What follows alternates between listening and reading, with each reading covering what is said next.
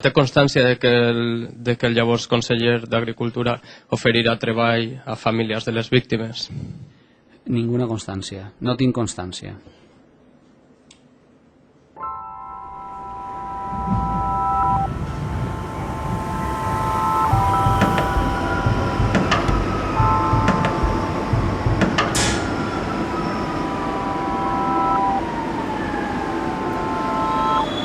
Vicepresident, volia preguntar-li també, no sé si ha pogut veure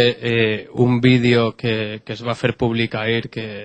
sobre l'accident de metro de València del 2006, on famílies de les víctimes denuncien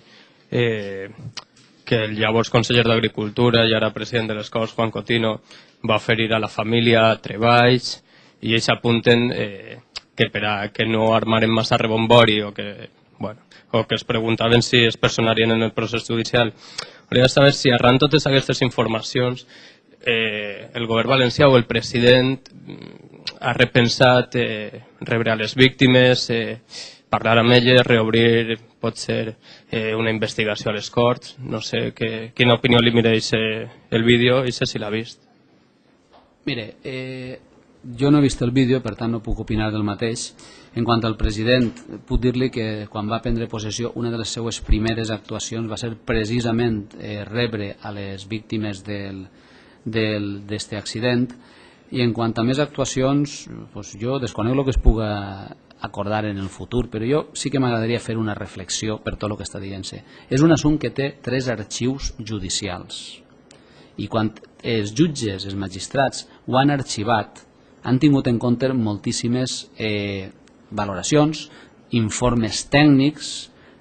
entenc que molt objectius, perquè estem parlant de la Inspecció de Treball, estem parlant d'Adif, estem parlant de la Policia Científica, estem parlant de la Universitat Politècnica de València, i tots aquests informes han anat en la mateixa direcció i per això s'ha arxivat. I és l'única reflexió que a mi m'agradaria fer, perquè és que aquí de vegades ens oblidem de que els magistrats han valorat, entenem que com fa qualsevol magistrat en qualsevol assumpte, i més en un assumpte d'esta gravetat, han ponderat en equilibri, en moderació, en sensatès, totes aquestes investigacions i informes que s'han fet, que repetisc, no estem parlant de qualsevol, estem parlant de persones molt qualificades, de professors, d'enginyers que són professors universitaris, de policia científica, especialistes en la matèria, d'inspecció de treball, que ha revisat les condicions laborals del personal que en aquest moment tenia que veure en el servici que estava prestant-se i que tècnics d'Adif per les mesures de seguretat. I és que al final tots arriben a la mateixa conclusió, és un excés de velocitat